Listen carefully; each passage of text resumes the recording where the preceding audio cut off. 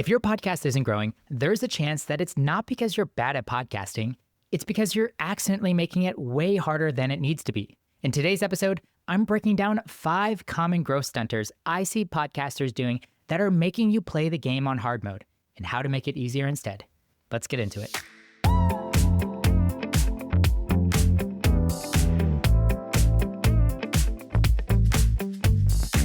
Hey, welcome back or welcome to Podcast Playbook. I'm Justin, half of the team here at SimplePod Studios, where we help coaches and advisors launch, edit, and grow their podcasts. Today, we are talking about the 5 common mistakes that I see that are stunting your podcast growth. And starting out at the very beginning is taking long breaks. We could probably pair up inconsistency of publishing with this as well. But here's the thing. When you stop publishing for weeks or months, it could be a planned break, maybe it's a season break. Either way, taking a break is going to hurt your podcast growth. And that is because podcast is momentum-based. If you're top of mind and then you disappear, you're going to be forgotten about. Think about podcasting as like almost your MySpace top 8. This might be dating myself, and maybe some of you guys might not understand what I'm talking about, but there's a social media app called MySpace, and you got to put in your top 8 friends on your page. It was actually super insidious now that I think about it. Probably not a great thing to rank order your friends, but podcast listeners only have so much shelf space in order to consume podcasts. Most listeners are going to listen to somewhere between 6 and 8 podcasts. And if you're in that top 8, things are good. You're top of mind. And when somebody wants to go and listen to a podcast, they're going to be thinking about or go check on your feed, go check their downloaded episodes and see what you've created. But if you take a break, you're going to slowly disappear out of their mind and be forgotten and probably replaced. And podcast listening is such a habit-driven activity. People are typically driving home from work or working out or making dinner. And if you break that habit, you're no longer a part of that habit, you don't automatically get put back in. But the big kicker here is there is some platform impact as well, specifically on Apple. Apple has this 5-15 rule, which is super interesting. If a listener skips 5 episodes in a row, or they haven't listened to a new episode in 15 days, Apple's got to turn off the auto download and the notifications. That means if someone was subscribed to your show, they were getting your podcast downloaded straight into their downloads and getting a notification when you released a new episode, that is no longer going to happen. If you take a break for longer than 15 days, you're guaranteeing that is going to happen. That's why I'm typically not a big fan of season breaks. It is way harder to rebuild than it is to just maintain.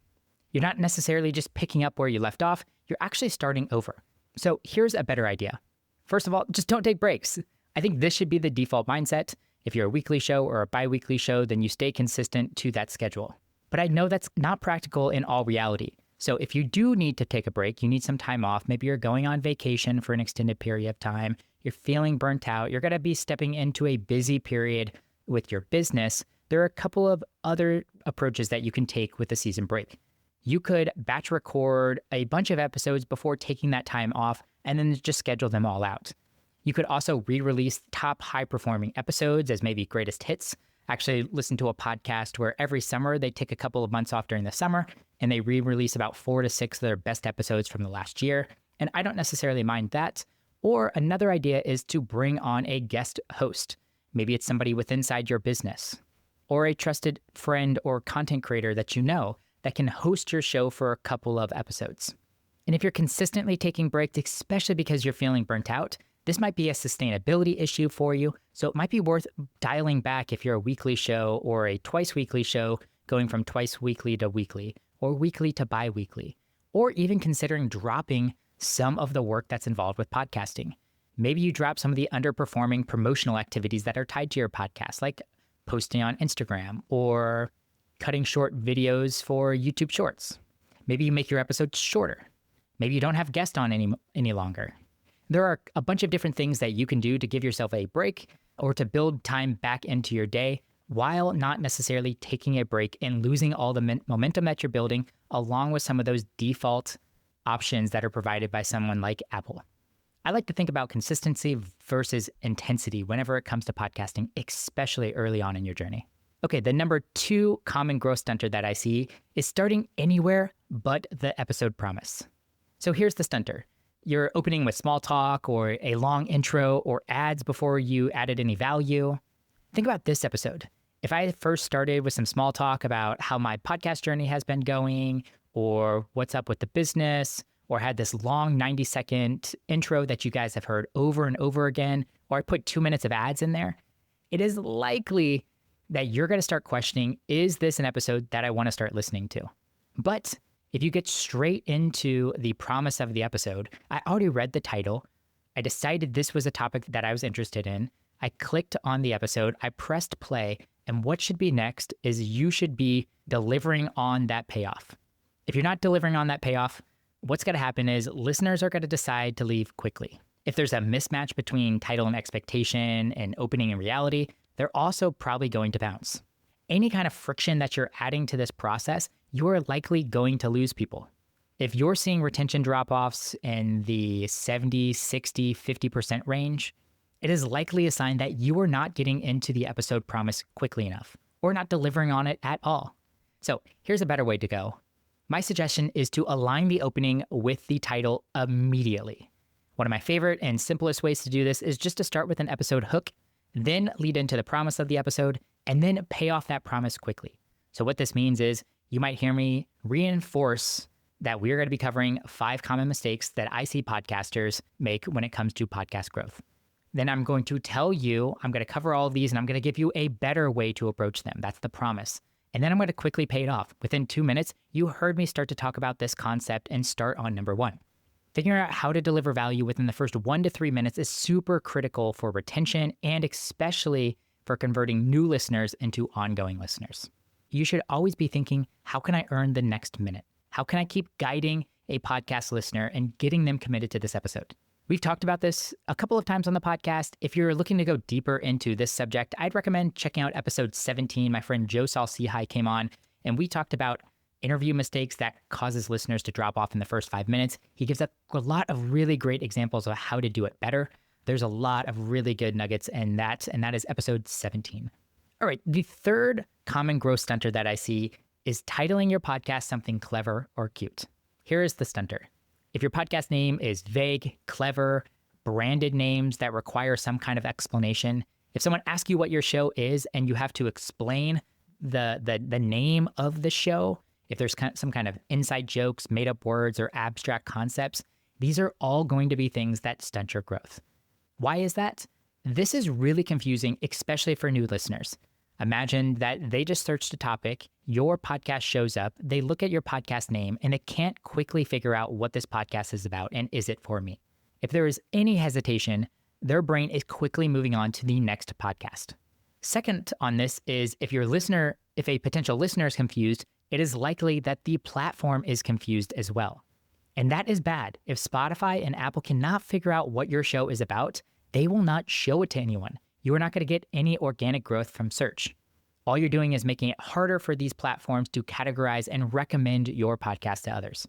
And when you hamstring yourself and lose search and discoverability opportunities as a podcast growth mechanism, then you're going to be 100% reliant on your effort and your organic growth when it comes to growing your podcast.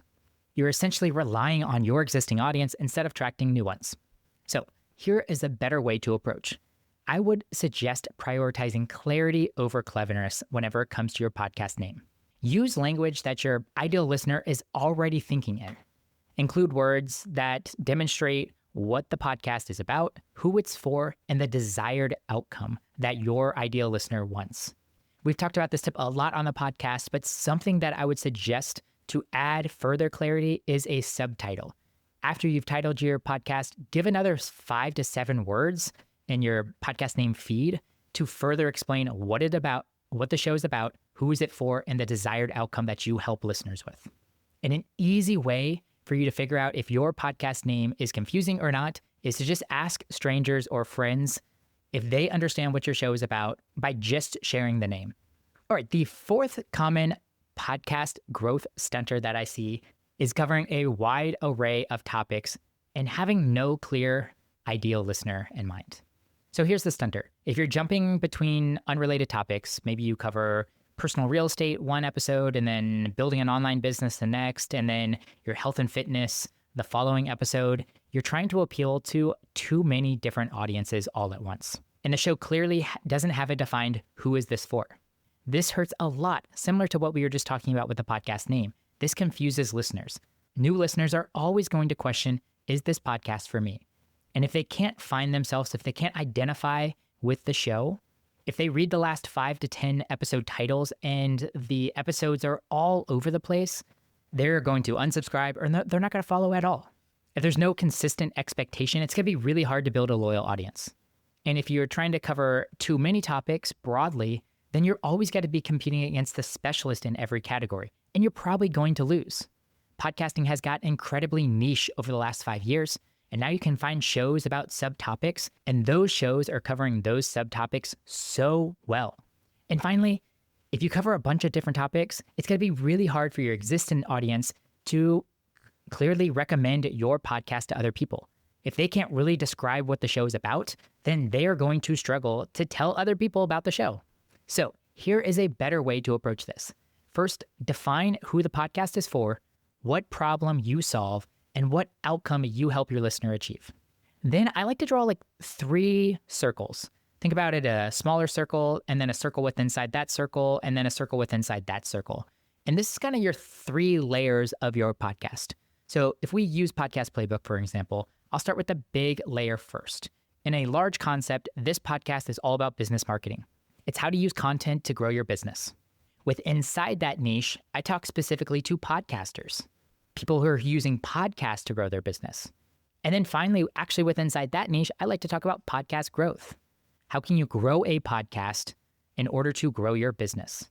And those are the 3 layers that I am going to try to stick with whenever it comes to content planning and content recording. On occasion, there might be an episode that kind of slips out of your 3. If you get excited and you want to talk about email marketing with a friend or something other than podcasting, I think that's totally okay. But if you're doing that every single episode, it is going to be very hard for you to actually find an audience that is looking for the specific things that you talk about, because they might come for one episode, but they're not going to come for the next episode. And if you're having to attract a new listener every time that you put out a new episode, it is going to get really hard to grow your podcast. If at some point in time you really cover a lot of the addressable market you can always expand later. At some point in time, it'd be awesome if Podcast Playbook really turned into a business marketing show. But right now, I love talking about podcasting and helping podcasters grow their podcast specifically.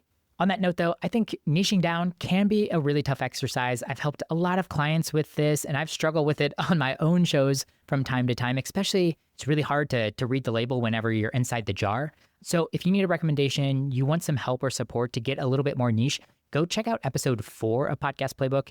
It's titled, You Keep Hearing You Need to Niche Your Show, But How? I give some specific recommendations, some questions, an exercise that you can go through to build and get a little bit more of a niche show.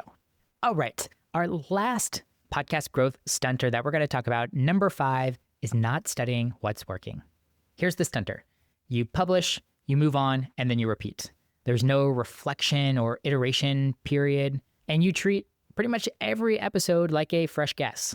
This is going to hurt you tremendously because you're going to miss patterns, signals, opportunities that are hidden within inside your analytics. You're going to keep repeating mistakes or make new mistakes, and you're not going to compound what's working well for you right now in your show. And with that, growth is going to stay linear or flat instead of accelerating because you're doubling down on what's working well. So here's a better idea or a better approach to this, and that is to build a simple feedback loop. I don't know if I would do this after every single episode. Me personally, I like to do it once a month. At the very end of the month, I like to reflect back on all the episodes that I published. I'll go into my hosting platform. I'll go into Spotify for podcasters. I'll go into Apple Podcast Connect, and I'll look at the top performing episodes. I'll look at it by downloads. I'll look at it by retention and completion rates. I'll also think about where did I get listener feedback, if that was comments or DMs or replies. I'll start to collect all of this data, and then I'll ask myself, what topics hit? Like, what were the topics that really drove a lot of new listeners? What titles worked?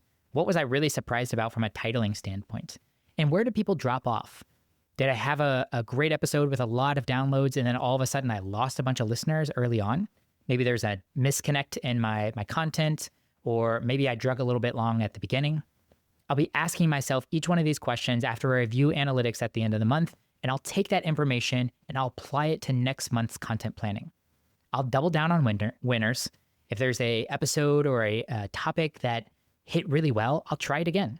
Actually, one of our clients did this. They covered a topic that we weren't sure how it was going to perform. It was a pretty niche topic. It was all about S-Blocks, their financial planner, and it did really well. There must have been a gap in content. People are looking for this, but content creators aren't providing a lot of information about this.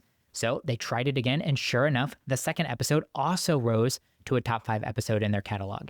So now we're probably going to cover that topic every 2 to 3 months at this point in time. If they didn't reflect back, look at their analytics, double down, and try and experiment and work again, they might have missed that opportunity. But after they published that second episode, they actually got a listener reach out and said, hey, I started with this episode, then I went to this episode, now I have some questions, and I'm interested in working with you. It was really fun that we could work backwards, and we saw where they entered the mix and how some intentional planning around content really helps serve growing their podcast and attracting a new audience. Anyway, if analytics scare you, if you haven't spent a lot of time reviewing your analytics, you're not sure what to look at, you don't know where to access this information, I highly recommend that you check out episode 7. That is, these metrics will tell you if your podcast is failing. That's our #1 most downloaded episode. Lots of people have been liking that episode, so I highly encourage you to go check out episode 7 if you haven't already. So those are the 5 common mistakes I see podcasters making that stunt their growth. And if you've slipped into any of these, maybe I was talking and you're like, yep, that is a mistake that I've made. No worries. You don't need to overhaul your entire show. I don't even think you have to make immediate changes to your show. But most of these are actually pretty easy to fix once you're aware of them. So remove the friction and podcasting is going to be a lot easier. And as you're building your show, pay attention to these patterns and keep adjusting and improving over time. If you're ever struggling or you just want a second set of eyes on your podcast, feel free to reach out to me. My email is justin@simplepodstudios.com, or you can always reply to me in our email newsletter as well. I read each and every one of those replies, and I really love hearing from you guys what's resonating with inside the newsletter.